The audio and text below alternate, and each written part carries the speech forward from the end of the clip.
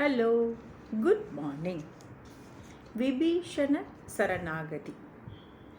ராமானுஜர் சரணாகதி என்னும் மிகப்பெரிய ரகசியத்தை பாமரனும் அனுபவிப்பதற்காக காட்டிக் கொடுக்க வந்த ஆச்சாரியர். யார் வேண்டுமானாலும் எப்போ வேண்டுமானாலும் பகவானிடம் சரணாகதி பண்ணணும். சரணாகதி காப்பாற்றும். இதற்கு நமக்கு பகவானிடம் பரிபூரண நம்பிக்கையும் விசுவாசமும் வேண்டும். அப்படி வந்தவன்தான் விபீஷணன். ஆழ்வார்கள் விபீஷண ஆழ்வான் என்றே குறிப்பிடுகிறார்கள். வீடுமின் முற்றவும் வீடு செய்து உயிர் வீடு உடையானிடை வீடு செய்மினே. இந்த பதிகத்தில் விடுவதற்கு நிறைய விஷயங்கள் உள்ளன. அதை விட வேண்டும். பற்றுவதற்கு ஒன்றே, அது பெருமாள் திருவடி. அதை பற்ற வேண்டும் என்கிறார் ஆழ்வார். விட வேண்டிய சமயத்தில் விபீஷணன் ராவணனை விட்டான். தக்க சமயத்தில் பெருமாள் திருவடி பக்கம் திரும்பினான்.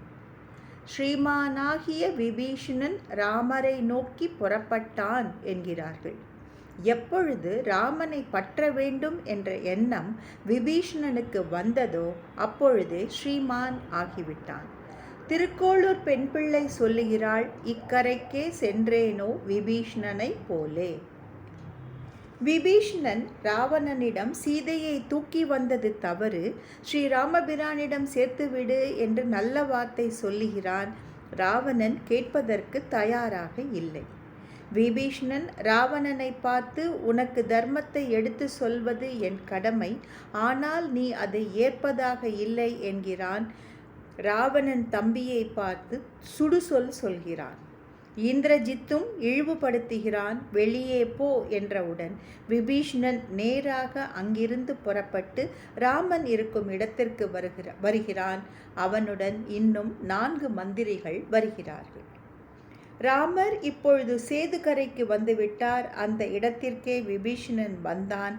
ஆகாயத்தில் ஒரு மேரு மலையைப் போலவும் ஒரு மின்னலைப் போலவும் ஒளி வீசிக்கொண்டு அரக்கனாகிய விபீஷணன் வானத்தில் நிற்பதை சுக்ரீவன் பார்த்தான்.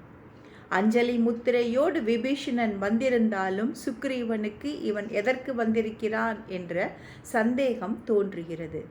விபீஷணன் சொல்லுகிறான், நான் ராமனிடம் அடைக்கலமாக தஞ்சமடைய வந்துள்ளேன்.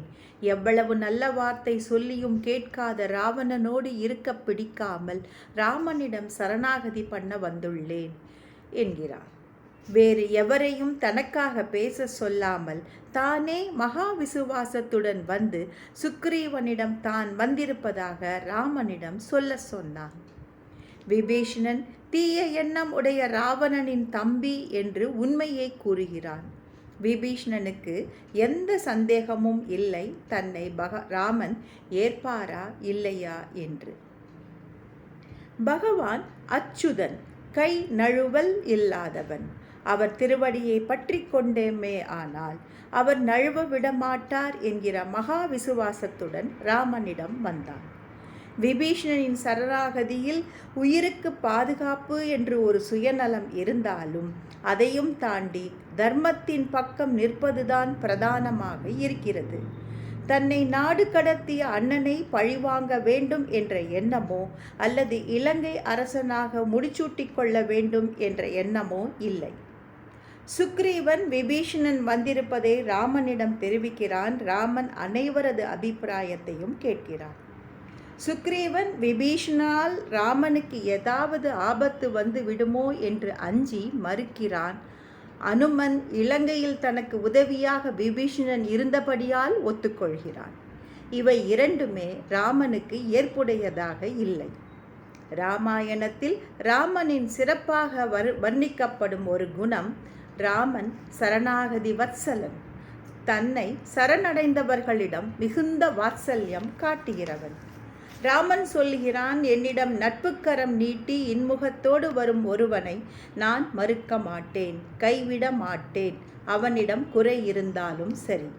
நான் உன்னவன் என்று எவன் என்னை ஒரே ஒரு முறை சரணடைந்தாலும் அவனுக்கு எல்லாவற்றிலிருந்தும் அபயம் நான் அளிக்கிறேன். சரணாகதி எல்லோருக்கும் பொதுவானது. இராமாயணத்தில் ராமனிடத்தில் சரணாகதி செய்தவர்கள் எண்ணிக்கை அதிகம். அரசு குடும்பங்களில் சகோதரர்கள் ஒருவருக்கு ஒருவர் எதிரிகளாவது உண்டுதான். எல்லோரும் என்னையும் பரதனையும் போல் இருக்க முடியுமா என்ன என்று கேட்கிறான் ராமன். திருப்பானாழ்வாரிடம் அபச்சாரப்பட்ட லோகசாரங்கரிடம் அவரையே அனுப்பி ஆழ்வாரை அழைத்து வந்த மாதிரி வேண்டாம் என்று சொன்ன சுக்ரீவனையே அனுப்பி விபீஷ்ணனை அழைத்து வரச் செய்தான் ராமன். 5 பேரையும் சுக்ரீவன் அழைத்து வந்தான். விபீஷ்ணன் 4 மந்திரிகளோடு ராமனின் திருவடிகளில் விழுந்து வணங்கினான். உங்களுக்கு கைங்கரியம் பண்ணுவதுதான் எனக்கு ராஜ்யமே தவிர மற்ற ராஜ்யத்தை எண்ணி வரவில்லை. உங்களுக்கு கைங்கரியம் பண்ணுவதை தவிர வேறு எதுவும் வேண்டாம் என்று விபீஷ்ணன் ராமன் திருவடிகளை அடைந்தான். ராமன் விபீஷ்ணனை ஏற்றுக்கொண்டான்.